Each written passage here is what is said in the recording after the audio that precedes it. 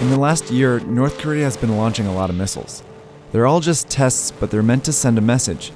North Korea is armed and dangerous. They've demonstrated missiles that can destroy Seoul and Tokyo, hit US bases in the Pacific, and now one that can reach Alaska. U.S. officials have confirmed that overnight North Korea launched an intercontinental ballistic missile, ICBM, capable of reaching Alaska. Kim Jong-un called it a gift to the Trump administration. This is the end goal, or at least towards the end goal, for North Korea. It's called the Hwasong-14. It's the newest member of North Korea's arsenal and their first working intercontinental ballistic missile, or ICBM. It's the kind of thing that the US and Russia have thousands of and had used as a threat against each other during the Cold War. Hold at the ready, never less than 1,000 missiles. North Korea has been working on one of its own for a while, and they now appear to have one. The North Koreans have had nuclear bombs since 2006, and they could certainly attack their neighbors, but they've had no real way to deliver them to a distant target. They could try and drop one from an airplane, but it would be likely shot down well before getting to the target. The most effective way to use a nuclear bomb is to attach it to a missile. Different delivery systems determine how far the target can be. North Korea already has a huge arsenal of short and medium-range missiles, but it didn't have a working ICBM, which can hit a target up to 15,000 kilometers away because it's actually multiple missiles in one. Stacked on top of each other, each missile is used one by one to push the warhead into space. Then once it's over a target, this final section re-enters the atmosphere and detonates. This is a very hard thing to engineer, and tests of a previous long-range missile, the Taepodong-2, failed repeatedly. But on July 4, 2017, North Korea successfully tested an ICBM, called the Hwasong-14.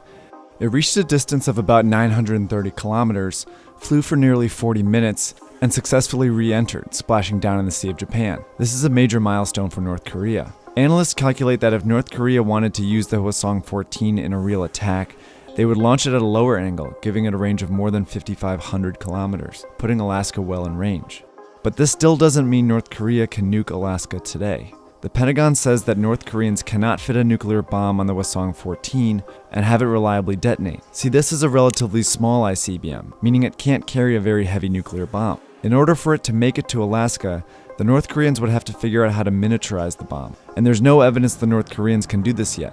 But the Hwasong-14 test shows that North Korea is rapidly improving its ICBM technology, and that it's determined to build one, no matter who tries to stop them.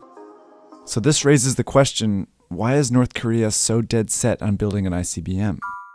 The North Koreans first got nuclear technology in the 1950s, when their ally, the Soviet Union, helped them build nuclear reactors for energy. At the same time, they were protected from their enemies, South Korea and the US, by the massive nuclear arsenal of the Soviet Union. But in 1991, when the Soviet Union collapsed, that protection went away. So North Korean dictator Kim Jong-il took matters into his own hands and started using the nuclear reactors to make weapons. The US didn't want an aggressive rogue state to have nuclear weapons, so 3 consecutive US presidents all tried different tactics to get North Korea to stop. Clinton negotiated, Bush suspended negotiations and threatened them, and Obama simply tried to wait North Korea out. But every single plan failed to stop the nuclear program. And there's a reason for that. See, the Kim dynasty believes their only option for security is to have proven nuclear capabilities. They saw the US invade Iraq and topple Saddam Hussein because they thought he might have nukes. They also saw Libyan dictator Muammar Gaddafi negotiate with the US and give up his nuclear program, only to be killed by US-backed rebels. The Kim dynasty is determined not to be next. So they've gone on to build an arsenal of missiles for their nuclear bombs. The Nodong is functional today and has a range of 1,500 kilometers. And North Korea's Scud missiles are highly effective within 1,000 kilometers. This puts North Korea's main enemies, South Korea and Japan, within range, as well as the 62,000 US troops stationed there. In fact, North Korea wants to make that loud and clear, and it does so by successfully testing these short-range missiles a lot. The tests provide a chance for them to improve their missiles, but more importantly, they send a political message. South Korea and Japan wouldn't attack North Korea because they've seen the missiles that could devastate some of their largest cities. Also, they don't have nuclear weapons of their own. So what's keeping North Korea from attacking its enemies? The US is, which has promised to protect South Korea and Japan with the largest ICBM arsenal in the world. This puts North Korea at a disadvantage. It knows the US can obliterate it, but it can't reach the US just yet.